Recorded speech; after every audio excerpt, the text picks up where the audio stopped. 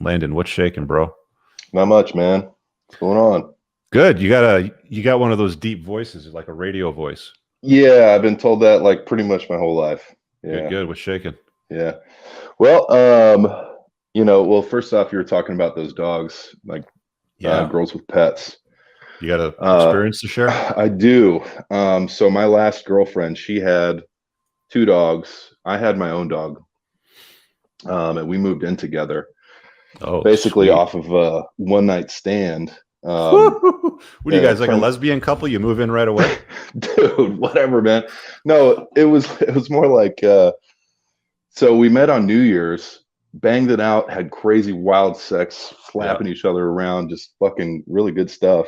Yeah. And turned into because I'm a musician. Well, I kind of was until COVID hit, Hmm. but I was working on a cruise type of ship, a riverboat. Hmm. And so I'd be gone for like a month and a half, 2 months, come on back. We'd hang out for a couple weeks. I would go back on the boat, and then it turned into like I'm feeling sad and lonely. And you know what? Interesting. I'm actually kind of thinking because a big reason I ended up stopping doing that was uh, because of kind of what I was wanting to ask about, which was dealing with loneliness Hmm. um, as a single guy. Me being a lone wolf kind of type, I don't necessarily like that about myself. How old are you? Um, I'm 36. Okay. I'm 36. Are you more introverted or more extroverted? I'm a little bit of both, Okay. but I can be comfortable on either side for the most part. But I guess I would lean towards introverted. Hmm. Um, but so the loneliness really sinks in, and the idea of wanting to be with somebody. And there's this hopeless romantic fucking stupid idea in my head that I've always hated. Yeah. It's so frustrating. I actually started watching your videos after me and her broke up. How long ago was that? We broke up. Let's see, it was October. Okay. October. Okay. So, I mean, you've seen a few of them now, right? So, what's the Yeah. ask here? Like, how do you get over the loneliness?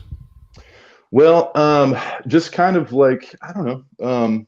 Yeah, I guess so because it's like part of me has taken that pill, and I'm at this point now where I'm like, I don't really want to. I don't know if I want a relationship. I see all these miserable married people. I see, and I can. The thing about dating now is like you can just pretty much use Tinder Hmm. to your way, to an extent. I know that's kind of awful, but I mean, you can get laid that way. You know what I Well, I mean? think that, And it like as goes a both guy ways, with but where you're at, I mean, you should be coming up on your SMV peak, which is usually right, mid to late 30s. I mean, it can push into the early 40s as well too. sure. Um, but what do you do for a living right now? Like you're working, you said you were a musician working on riverboats? Yeah, I was. And I was basically a musician, like a touring musician for like 10 Uh-huh. or 12 years. And I'm not a front man, I'm just a side man. I'm a bass player. Okay. That's my main gig. Uh, but now I'm working on cars. You Okay. know, it's like, what you gonna do? I'll, Um, you I'll know, say this, like when it comes to camaraderie and loneliness, you should never rely on a woman to like fill that for you. I think that right. that's a bad place to start because um, anytime something can be taken away from you, it can become a vice. It can be something that can hurt you, even, right? Mm, Um, you know, everything you should, in my view anyway, you should look at every relationship. And as difficult as this might be to understand and hear, and some people are going to be mad, I can't believe he's going to say this now, but mm, everybody's disposable. Everybody's replaceable. In fact, even if you're in a good long-term relationship, even if you're in a marriage, if you're in a dating type of scenario with a chick for a while, mm, she should know without you explicitly saying you are replaceable, but she should know that she can be replaced. right, She should know that she can't possibly ever, only ever be your only source of sexual intimacy ever for the rest of your right, life. She has to right, know that you have choices, whether or not you choose to exercise them right now, it doesn't matter, but she has to understand that you have options. So right. Mm, whenever you get like really like meat hooked on to like one of these girls, like, she's my one, she's my true one, we're soulmates sort of thing. Okay, well, she's gone now, right? And you're left with your bass guitar and your dog, and your job working in cars. You're like, well, what do I do now to fill that void? The camaraderie, like that friendship part, I think should come from men, right? When I want to hang out with guys that shoot guns, I got my boys that do that. When I want to hang out with guys that drive supercars fast and cause trouble, and we're on our radios in the cars, as we're driving, and we, like do all that fun shit that we're doing when we sit down to eat and drink afterwards and all that stuff, I do that with my boys. I mean, sometimes, the girl will come along with you for the ride from time to time, but it's primarily me and my boys sort of thing. Those should be that should be, in my view, the prime source of camaraderie, so that you're not lonely, right? Right. Now, a woman, if she shows up and she's a compliment to your life, she's not the focus, can be like, the cherry on the top of the cake. It can be like the whipped cream on the top of the cake. You've already got the cake. All you're doing is you're throwing something pretty on top of it, right? And if you can look at it that way, like, I already have the cake, I don't care if the cherry's on it or not, you're happy with the cake. You throw a cherry on it, your night can be a little bit better. Right. You see what I'm saying? It doesn't matter either way. It doesn't matter either way, because you've still got the cake. Right. That's the point that you have to get to when it comes to women. I think that you have to be comfortable by yourself. I mean, I realize I'm comfortable by myself. Sorry. I'm comfortable by myself. But I'll tell you, man, I have so many flaky friends too. You know what I mean? Are they married? Yes, dude. They're married now. That's why I'm in that age now. It's like they're all fucking married. They're all find some friends that aren't flaky and married.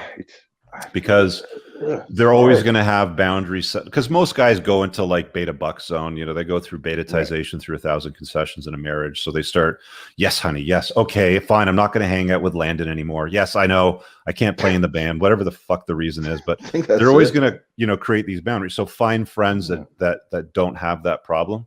Either they're single, or they're in a marriage where they're the head of the household and what they say goes, and you're not going to run into flaking issues. Right. So that's the other part of it too, is you have to be fastidious about who you're going to allow in your inner circle. You're going to draw a perimeter around yourself and the 5 people that you want to spend the most time with.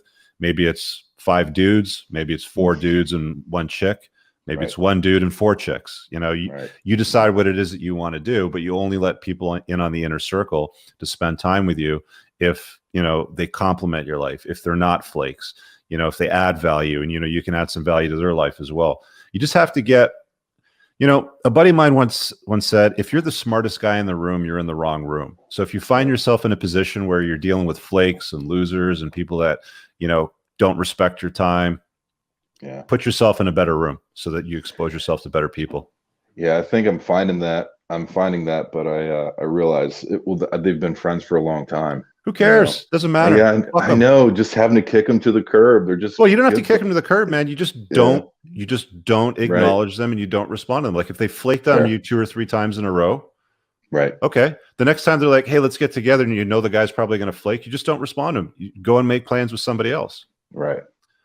That's like, I fucking hate that excuse whenever someone's like, "Well, I've known him since high school." Right? I used to date this chick. So true. Bro, I used to date this chick that had like a loser circle of friends, for like 20, 25 years. Like, well, I've known them since high school. Well, they're losers, okay? For these reasons, like legitimate reasons, right? Well, I've known them since, I don't give a fuck. We're going to do this, and they're not coming, or they're not invited, right? Right. You've got to be fastidious with your time. If she wants to spend time with people that are flakes, that are dumb people in the room, then hey, don't be surprised if you don't get great results out of life, right? Exactly. That's that's what I'm vibing. Yeah, totally. And that's what I want, for you, bro, man. The cold hard truth. That's all I deliver. If you guys want rainbows and butterflies, talk to your mommy. All right, man. Get some Kleenex. Thank you, Rich. Appreciate See you, bro. Man. Peace.